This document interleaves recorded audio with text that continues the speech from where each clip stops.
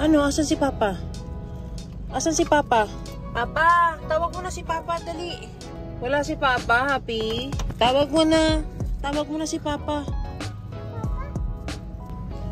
Ay, no. Huwag mo hawakan yan. Gabay si Papa ng nam-nam. Papa?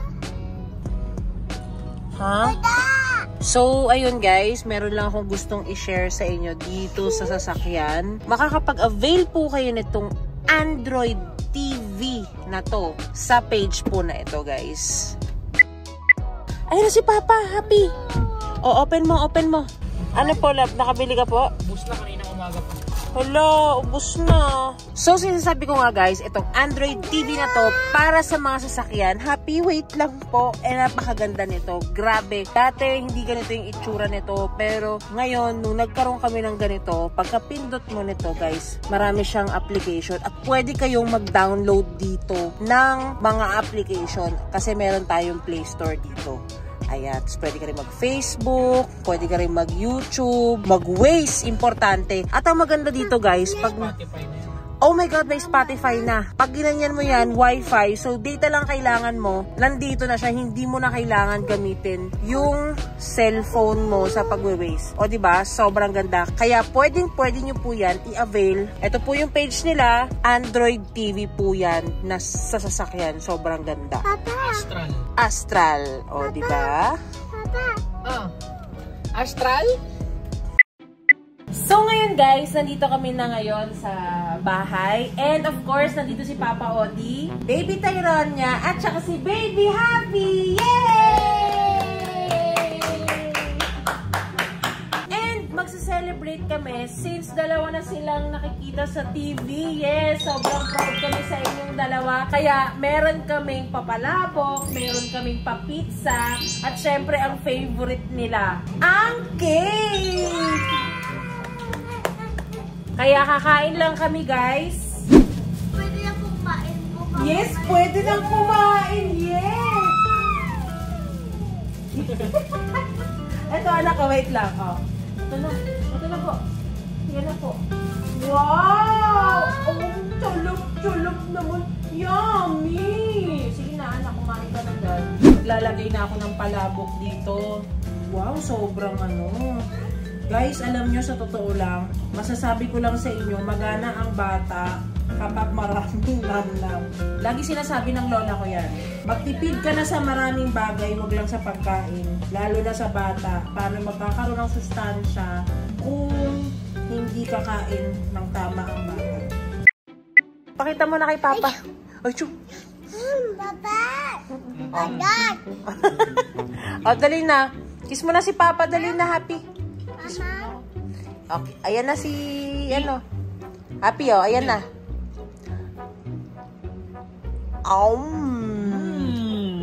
Titikman muna niya, first time yan eh. Happy, kainin mo na yan. Ayan. Papi! Yummy? Ano yan? Ano to? Yummy? Ano yan? Cake? Cake po yan, Happy? Cake? Cake? Gusto mo ng cake? Oh, sit ka po, sit ka po. Oops! Kakain po kayo ni Papa, love. Ito na po, yummy. Cake daw. Oh, wait lang, Happy. Wag mong hawakan po na ganyan. Bibigay ko po kay Papa. Ayan na. Pupunta na siya. Ayan na. Ay, ayan na. Sit ka. Sit. Yes. Wow. Napakasarap naman. Wow. Yummy.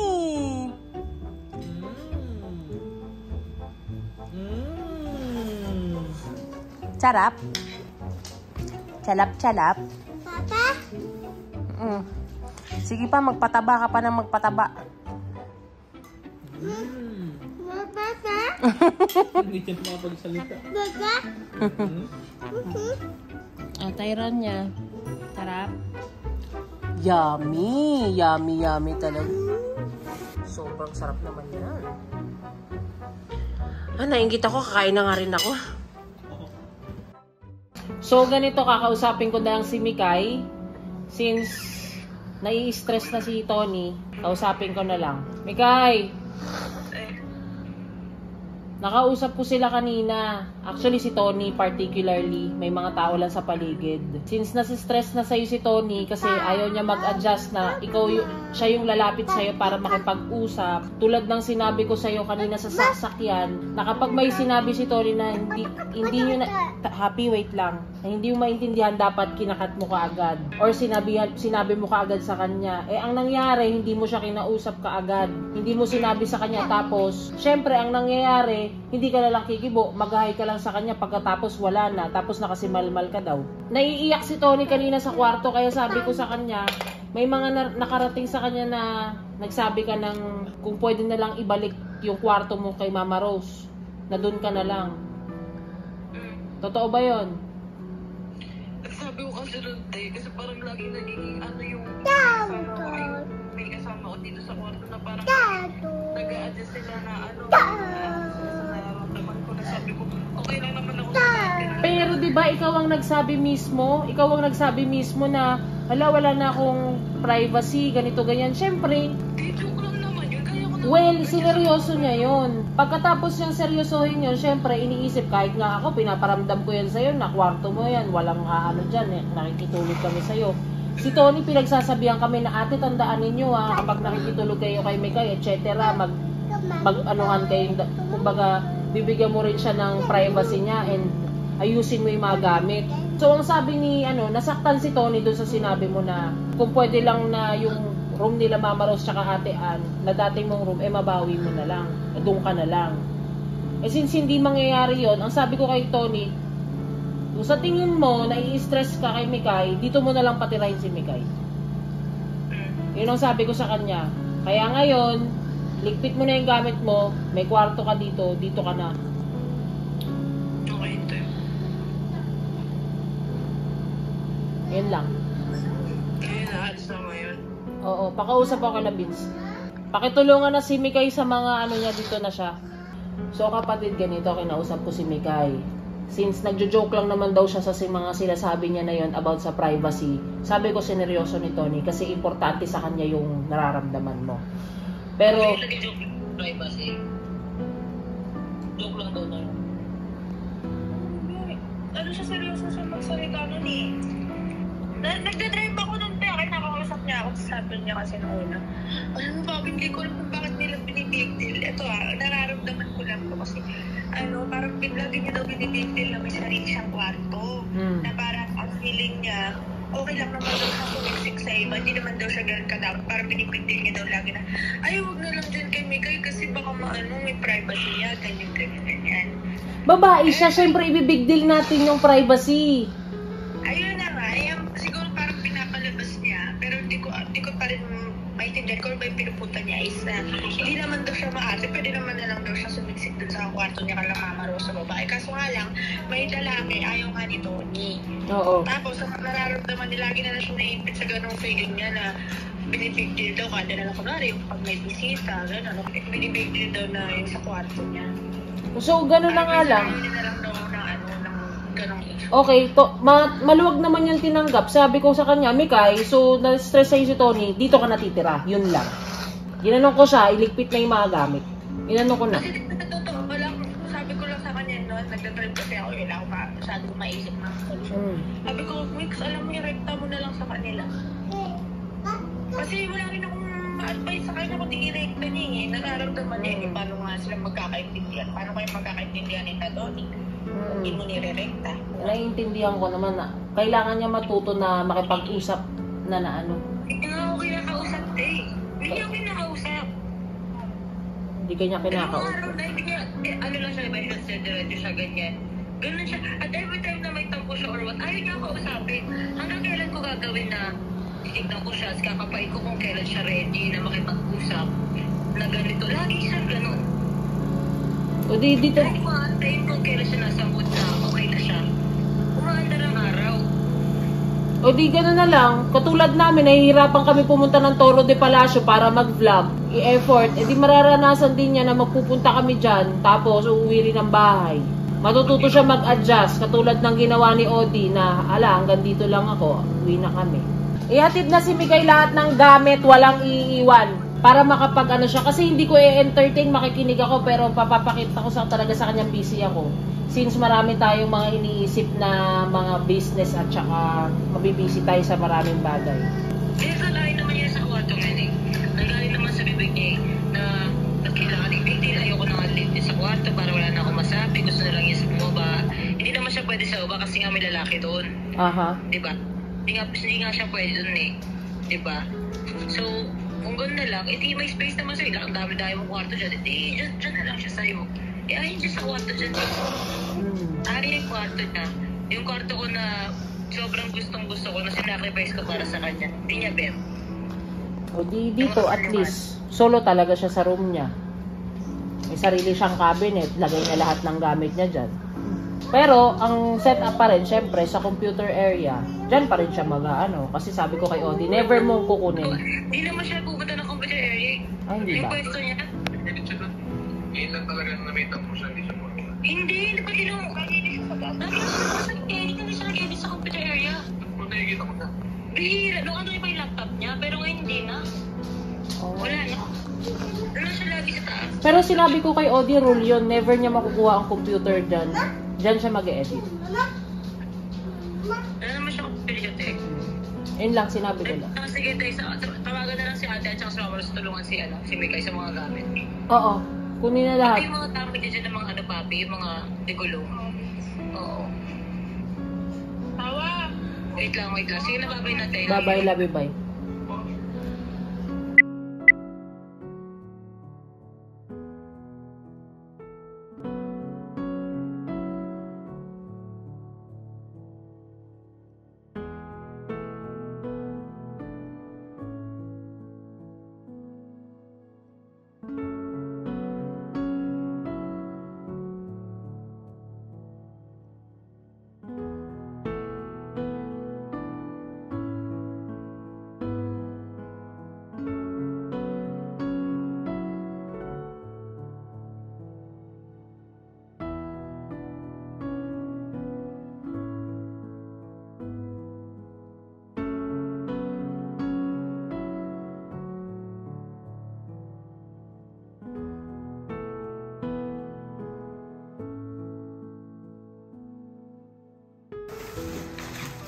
Lipat buhay. Ang sakit mo. Ate Ann, ba't ka umiiyak?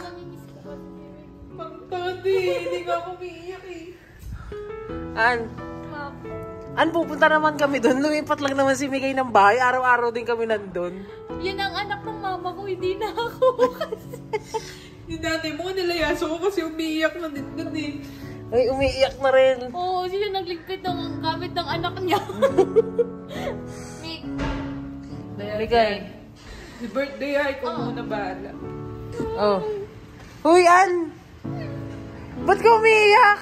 Ayoko na makapaalam. Bakit dito lang kay ate? Sarap. O, sige na. Bye-bye. Eh, ba't ka din umiiyak? Ha? Ba't ka din umiiyak? Hindi ako umiiyak. Umiiyak ako kasi magiging dilubyo yung buhay mo sa akin. So, sinasabi mo, lumalapit ka naman kay Tony. Gusto mo Try makipag-usap. ko lumapit. Diba, wala. Pag sabi ko, sige, mag-ayos ako ng gamit ko. Kasi diba, sabi ko, o sige, tulungan niya na si Miguel mag-ayos ng gamit. Di sabi ko, syempre, kailangan ko sumunod. Oh. Kasi yung tsura mo kanina sa akin, day. Kasi ganito ganyan. Kailangan ko na sundin na, mamabalik eh. Kasi inayos ko yung mga gamit ko. Sabi ko, ito na lang muna. Ayusin ko na lang iba sa susunod. Kasi malang pa ako sabi si Tony ngayon, umakit Bakit sila. hindi mo kinausap? Umakit sila din. Tapos bigla lumapit sa akin ni Papi, sabi ni Tony, dali mo na doon lahat ng gamit mo. Wala kang iiwan kahit isa. Ano gagawin ko, te? Wala ko doon. Utos ko talaga yun. Nakunin mo lahat ng gamit ko. Sabi ni Tony. Kasi nga sabi ko, pagpaliban ko muna yung iba. Kasi nga, di ba sakit nga, hindi ko nga kaya lahat itong gamit ko. Dahil napakadami ko palang gamit. Naliwanag ko sa'yo sa, sa cellphone kung bakit lilipat ka dito. Kasi nararamdaman niya nga na hindi mo siya binibigyan ng importansya. Ang gusto mo, siya pa yung lalapit sa'yo. Kaya hindi nga ganun. Di ba sabi niyo sa akin, pag stress ito, di ba dagdagan ng problema? O bakit? Nandun sila, di ba sa baba, nag-aaway sila, sasagutan sila. Alam ka, lumapit ako to niya, pasensya ka na, ganito, Hindi, right after nung pinagsabihan ka ni Tony na hindi mo naman alam, bakit hindi mo sinabi sa kanya na ano, at saka sabi ni... Kasi nga, tili ko nalabas ko, naiyak ko na okay na ako doon kasi siya naman yung nag-aalit. Ba't hindi kayo nag-usap pagkatapos? Hindi mo siya kinausap. Di ba? Dalawang araw mo na daw siya hindi kinakausap. Ganito yung nangyari. Pagkatapos nung nangyari dun sa papi, ngayon umuwi ako. Umiyak ako kay Vince. Umiyak ako sa kotse kay Vince. Sabi ko, sige, okay lang ako. Mag-i-edit muna ako kasi hinabol ko yung vlog ko. Ngayon, nag-i-edit ako. Habang ina-upload ko yung vlog ko, nakatulog na ako. Tapos nagising ako, alas 9 na. Pag-gising ko, bumaba ako agad. Nagtatawanan pa nga kami. Di ba tayo niya sa treadmill kay Ina? Di ba nandun tayong lahat? Tawa tayo ng tawa kay Ina. Kasi ito nga tapos siya ka-video call niya.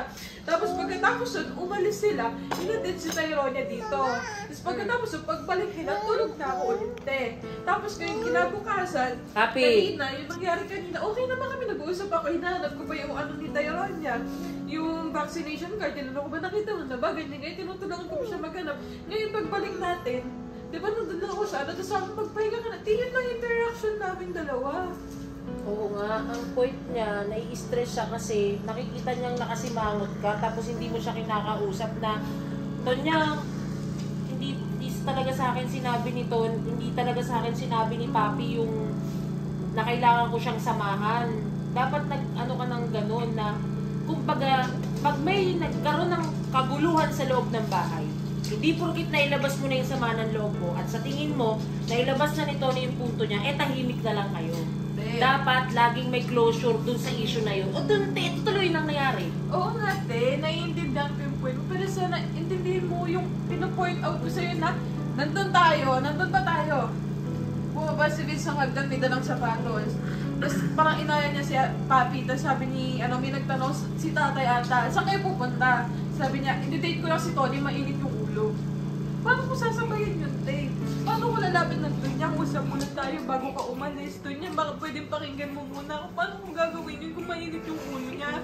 Ikaw ka una-unang nagsasabi na pag mainit yung ulo ng tao, huwag niyong dagdagan ng problema. Naiintindihan mo ko, te? Oo, nakuha ko yung punto mo. Pero, ang sinasabi ko nga sa'yo, para hindi humaba, right after that issue, pag nagalit ang isang tao, putulin na kaagad para hindi lumabas na. Pagkakamali ko na hindi ko pa nga naaayos. Gusto ko umiyak sa kanya kanina, gusto ko siyang puntahan. Kung saan lamot niya, sabi ko dito lang ako. Pero wala na rin akong lakas kasi mahihina talaga ako sa booster. Pagkatapos na naupo na ako sa labas, bigat-bigat na nakatuwad ko. Kanina nag-usap, hindi na ako nagsasalita. Hilong-hilo na ako. Mikay, alam mo, ang pinaka-solusyon lang talaga ng ginawa ko.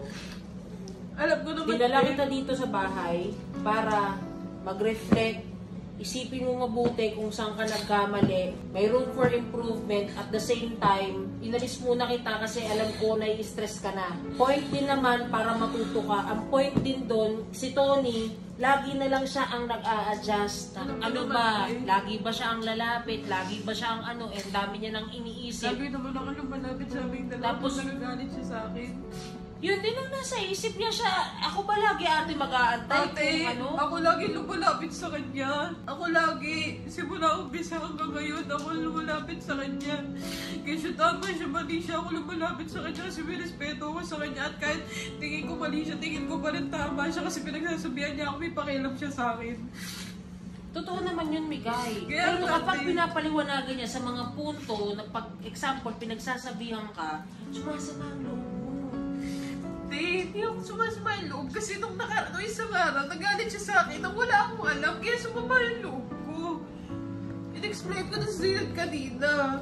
Siyempre wala akong alam, nag-edit ako, tapos bigla sinisigawan na pala ako. Tapos may regla ba ako? Parehas din kayo may regla, parehas kayo may pinagdadaanan si Tony na Alam ko nung ito kayo finish na isa na lang. nagpipilis din siya at the same time marami siyang ano. Kaya sabi ko kay Tony habang umiiyak siya sa akin sa telepono, sabi ko sa kanya, kapatid ganito na lang. Umiiyak siya sa dami ng sacrifices. Sabi, iniisip niya wala akong pakialam sa kanya or unfair ako sa kanya. Sino ang kumpleto sa ganito? Sino ang magandang ganito? Sa kanya ang the best ganito? Sa kanya ang ano? Iniisip ko yung privacy niya, iniisip ko yung ano, yung mararamdaman niya ate. Sinasabi mo sa akin ate, mararamdaman ni iniisip niya yung nararamdaman ko. Ate, mas nangingibabaw. Happy, upo ka po. Please. Nangingibabaw yung feelings niya, ate. Eh sabi ko, okay. Gusto mo talagang kukunin ko si Mikay lahat ng gamit. Ako na nag-decide nun. Sabi ko, kukunin ko si Mikay dito sa bahay. Ngayon, meron tayo syempre extra effort na kada pupunta dun.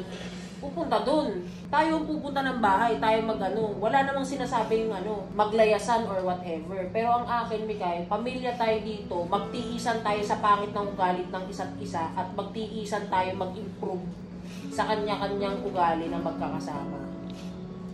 Yun naman. Pahinga ka na.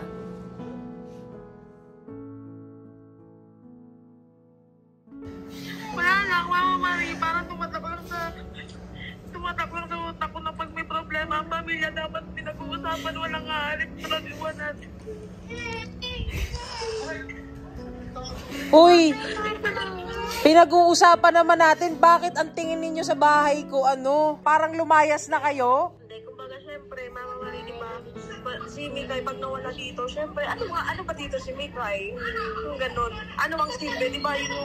Yung mini-meeting mo nakarang, pag may umalis na isang tao, kumbaga pag hinahanap mo, ano bang silbi ng taong yun? Parang ganun siya. Di ba yung pinag-meeting na nung nakaraan? O kumbaga, ang punto mo, syempre, iba na kapag wala. Iba yung epekto kapag wala. Kasi hindi tayo Toro family kung hindi tayo magkakasama. Pero nanay, Pag ako nawala dito, walang buko dito.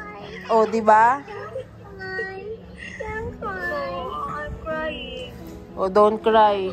Huwag na kayong mag-iyakan. Nanay, nandito lang naman si Mikay sa bahay. Kasi Diyos ko naman, lagi naman kaming pupunta dyan. Nagkaroon man ng di pagkakaunawaan, kumbaga, para lang makapag-isip, para makapag-reflect. Kasi, alam mo, kasi hindi mo mamamiss yung tao, hindi mo malalaman yung kahalagahan ng tao kapag araw-araw din kayo minsan magkasama. Sa tinagal-tagal ng panahon na magkasama sa loob ng bahay, minsan nawawala na kasi yung salitang respeto. Both sides. Kayo nga lang 3 days umiiyak na kayo eh. 'Di ba 3 days? Naintindihan ko 'yun. Gaya nga ng sinabi ko kay Mikay kanina, hanggang dulo to, magtiisan tayo sa ganitong ugali kasi pamilya tayo. Matutuwa yung mga bashers dyan. Yung sabi nila ako na daw yung next. Matutuwa yung bashers. Pakialam mo sa Next na kanila. daw ako. Walang may evi kasi nga, ito talaga yung kumbaga pag nagkakaroon naman tayo ng problema, pinag-uusapan, pero wala namang layasan. 2 bahay natin, kaya ganun. Hindi, nagulat lang kasi ako kanina sa mga pakiramdam ko. Tapos pagtingin ko, bakit lahat ng gamit mo lagi lang nasa labas? Tapos nakita ko siya, masama pa pakiramdam niya, nakaupo siya sa may hagdan. Gusto ko siyang yakapin, kaso kilala ko na sumikay. Pag niyakap ko siya, iiyak siya. Ang ginawa ko sa kanya, tinapi ko siya. Sabi ko, nakiyak na ako. Kasi naiyak ako pag akit ko dito. Sabi ko, Daya, sumikay. Ano kayo nangyari? Bakit ito? Sabi ko, akala ko mapagpamilya kailangan pag-usapan. Wala nga alis na ganito, ganyan. So yun, tumawag si tatay. Hindi niya na naabutan si Mikay na hindi na baba. Walang pinaalis. Pag makakukunin dito, Wag na kita kukunin dyan, masaya ka. 2 bahay, Nay. parang pinapasubok mo yung mga bagong gawang kwarto dyan. Ganon. Pinapasubok ko lang yung mga rooms kasi maraming masyadong kwarto. Di ba subok naman namin, malamig dyan. Ang lamig na rin ang sala mo. Ang ganda na rin ang taris ng kusina mo. Mga bagong pintura. Di rin talaga papakabo. Nay, ba't nag-iba ka pa ng filter? Masyado kang maarte. So, wag na kayong mag-inarte kasi kinuha ko lang si Mikay. Hindi naman mawawala. Okay, parang tanga. Okay, ma'am. Hindi kasi wala kaming alam eh. Ano bang, Ba't umiyak ka kaagad? Umiyak ka kaagad kasi bobo ka. Ikaw lang yung masaya na pinagsasabihan ng bobo. O bakit? Sila lang naman yung nagagalit eh. Akala nila totoo naman eh. O, wag na kayong malungkot.